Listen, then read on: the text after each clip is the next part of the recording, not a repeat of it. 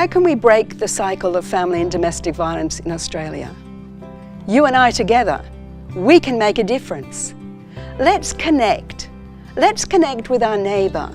Not many of us speak to our neighbours these days. Observe your neighbour as she's walking down the street or driving in her car. It may be that she has a look about her, something that says to you she's unhappy. Try and connect. Try and say hello. Try and say to her, is everything okay? Connecting with each other, we can make a difference in our community and stop the cycle of family and domestic violence, you and I, together. The inspiration behind Path of Hope is Major Margaret MacDonald. She was so welcoming and inviting when we wanted to volunteer and support survivors of family domestic violence. She was also very real, and she said, before you can help, you need to understand. So that's where the learning started. In 2011, we were invited into Perth Rotary as business people. And we thought, well, why are we peddling out here trying to raise funds to Salvation Army when we have all these great business people in Rotary doing exactly the same thing for lots of different projects? So Path of Hope Foundation was born, and a collaboration between Perth Rotary and the Salvation Army in Western Australia was born and launched by then Governor McCusker. The Perth Rotarians have truly backed this project. They started with a backyard blitz that was supposed to cost $50,000, but 50 volunteers and a lot of bobcats and muscle. Thanks to all those volunteers, that garden was totally transformed. Bridges were built over the pond and the children really enjoyed playing in that playground. Very shortly after that backyard blitz, unfortunately the pond broke. So we got to build a playground instead. And that playground became a huge healing part for children to get their energy out and play and be children as they go through this journey of recovering after family domestic violence. The Learning Centre was a passion project of past President George Ezeletsis. It was quoted to $290,000, but thanks to Dale Alcock, we got quoted $167,000. And the generous donation of the community, the children, ended up with this beautiful learning centre. The fit out was donated by then IKEA owner Alan and Marissa Tribe. Each year, as a new group of students start their journey in this program, their families and teachers participate in education and training about healthy relationships, about the nature of family violence in our community. They examine the purpose and need for the services that are provided by the Salvation Army and others. The Salvation Army Women's Refuge has been supporting women in varying capacities since 1897 and has been a domestic violence refuge for 40 years. In 2015, the refuge accommodated 230 women and children, and we currently have 15 children from just a few weeks old up to 15 years of age. In August 2015, we established a mentoring program that we like to call the Hangout. The program was created in partnership with Hale School and was modelled on their highly successful Big Brother program at Ronald McDonald House. Each week, the Hale boys visit the children, helping them with their homework or just taking the time to play games, chat, and even sing karaoke. The Hangout has become an important part of our service learning program, and we love visiting the children at the refuge. Over the past few months, we've been getting to know the children and have witnessed how their lives, as well as our own, have changed. Through the hard work and dedication of organisations like Path of Hope and the support of Rotary, we too get the opportunity to make a difference in these kids' lives. Our girls come down to work with the young children and it's about providing mentorship support for them. I feel it's really important for our girls to see how lucky they are and how fortunate they are, and also to try and make a difference, to support other people that are less fortunate than themselves. And it's a really meaningful exchange. You would think that our girls would give so much to these young people, but these young people give so much to our girls. And one of the biggest lessons they learn is resilience, and actually how a person has the capacity to cope with quite a bit of that happens in their life, but still remain optimistic, still remain hopeful for a future. I didn't really know what to expect, but it was just so relaxed when we came here, and we didn't have any pressure on us as like a structure or anything, what we had to meet, what we had to do with them. We just got to be kids with them and just give some joy to them. We do a lot of reading and like activities like outside with them. We do a lot of sports stuff. They love sports. We do a lot of board games inside and like card games, and they love it. These mentoring programs are fantastic. It is really important and significant that the Perth College girls come in and play with our children.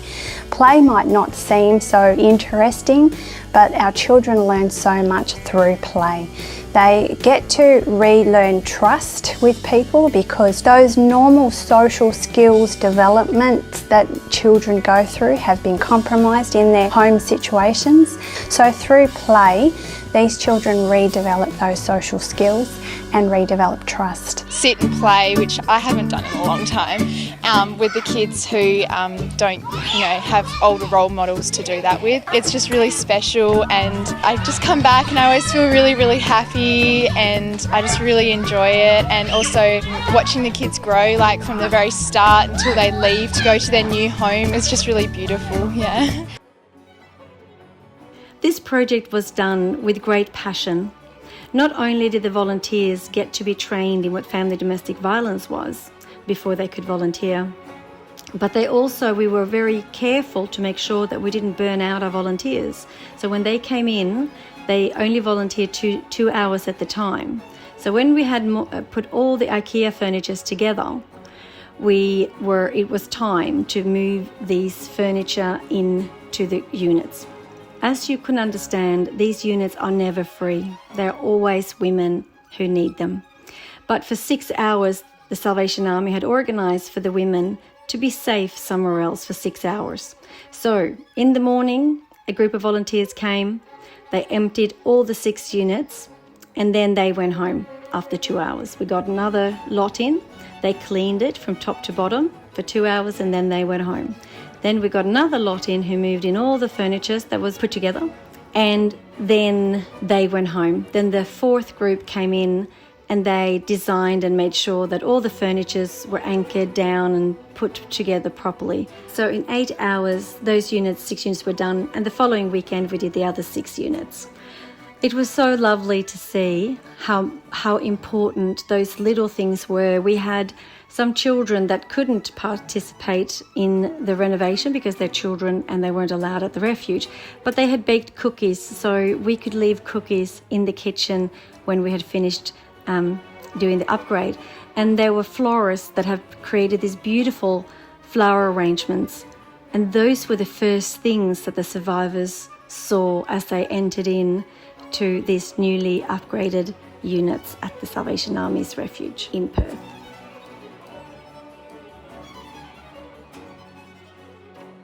And the outreach centre. Well, this came up because business people, together with the Salvation Army and their staff, outreach workers, and also the survivors, what really was needed and something that they really wanted was to have like a one-stop shop, a place where everything could be wrapped around the survivors, and so they could access legal services, they could access doctors, they could get some support on different things that they were needing. And sometimes you don't know where to start.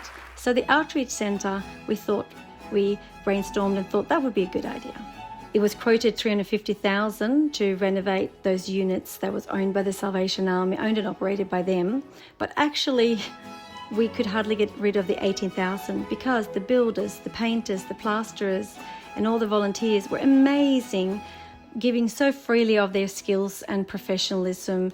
And again, Alan and Marissa Tribe donated all the furniture and fit out, and MKDC gave us the beautiful brand new carpets.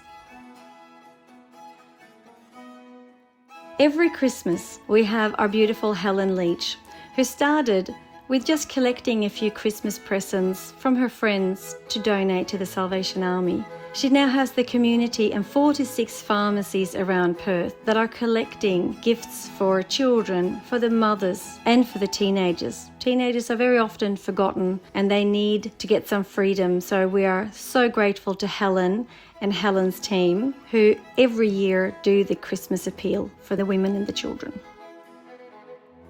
We started the Gala in 2016. A lot of people say, why do you have such a fancy event?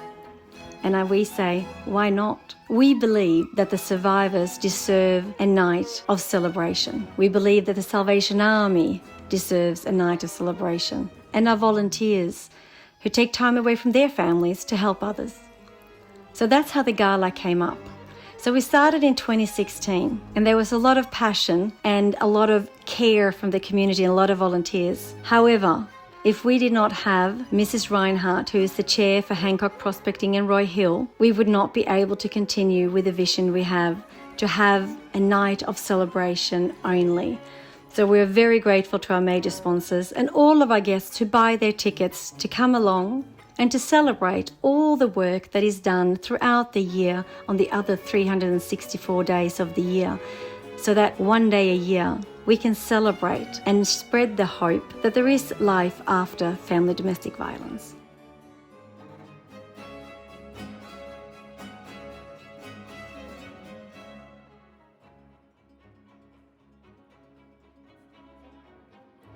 We have also set up healthy relationship workshops. This really came out of COVID, when we found that our young uni students that are volunteering with us and have internships with our volunteer organisation and project that we have with Rotary, we found that it was important for them to continue their volunteering even if it was online when COVID happened. So we built the Healthy Relationship Workshop, where really it's about talking about what is a healthy relationship and what is healthy behaviour. And again, it goes back to building those bridges, understanding each other, and prevention, as we know, is always better than a cure. We thank you all for coming tonight, and we look forward to you participating, either you as an individual or your organisation or your company. We would love for you to take part, volunteering and learning more about family domestic violence and what you can do in your local community, in your business, to make life easier as we are breaking the intergenerational cycle of family domestic violence in Western Australia.